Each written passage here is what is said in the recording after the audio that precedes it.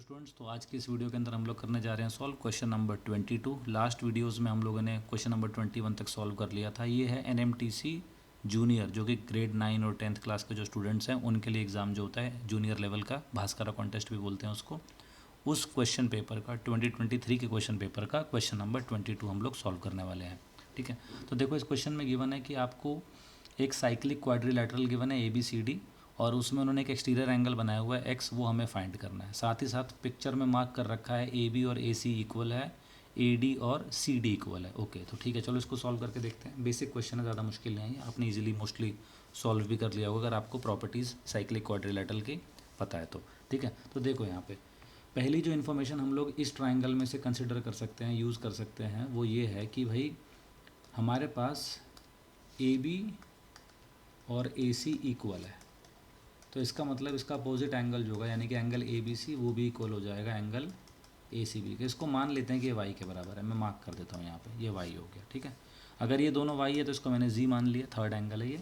ठीक है, तो यहाँ से हम कह सकते हैं कि जो ट्राइंगल है मेरे पास ACB, उसमें 2y plus z is equal to कितना आ गया, 180 डिग्री आ गया। ठीक है, 2y प्लस z कितना आ गया मेरे पास, 180। तो ये एक पार्ट नंबर 1 मैंने सॉल्व कर दिया यहाँ से। ठीक है, अब सेकंड पार्ट है इस ट्राइंगल के अंदर, ये वाला ट्राइंगल देखो आप। इस ट्राइंगल में क्या लिखा है, इन ट्राइंगल ADC, अगेन आप नोटिस करो AD is equal to CD।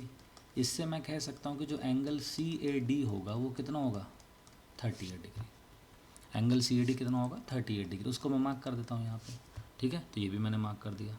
ये दूसरी इन्फॉर्मेशन थी जो मैंने यूज़ कर लिया यहाँ से। अब थर्ड जो मुझे पता है वो क्या पता है, मुझे पता है कि एक साइक्लिक क्वाड्रिलैटरल के अंदर,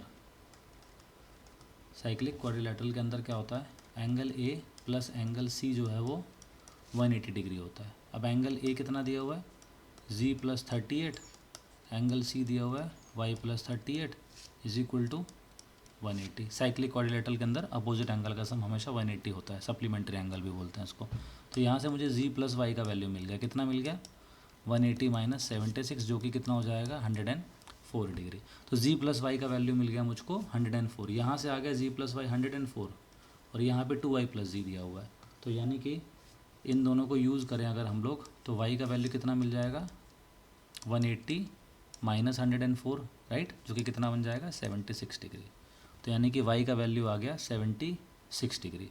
अब अगर y मिल गया तो यहाँ से z भी मिल जाएगा। z कितना आ जाएगा, 104 माइनस 76 है ना, 104 माइनस 76 कितना, 14 माइनस 6 आ गया 8, और 9 माइनस 7 आ गया 2। तो z का वैल्यू कितना हो गया, 28 डिग्री। तो z का वैल्यू भी मिल गया मुझको 28 डिग्री। ठीक है, अब हम फाइनली क्या करेंगे, third case, z plus 38 plus x कितना होना चाहिए, 180।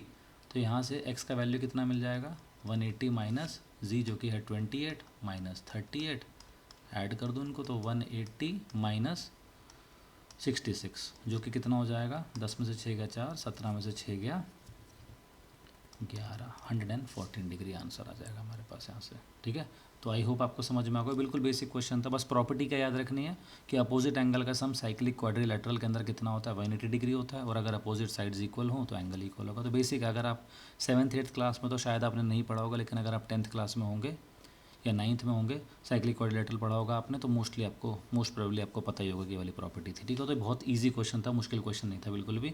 अब नेक्स्ट वीडियो के अंदर हम लोग करने वाले हैं सॉल्व क्वेश्चन नंबर 23, जो मैंने अटैच करा है यहाँ पे। ठीक है, तो चलो नेक्स्ट वीडियो में ये वाला सॉल्यूशन देखेंगे हम लोग।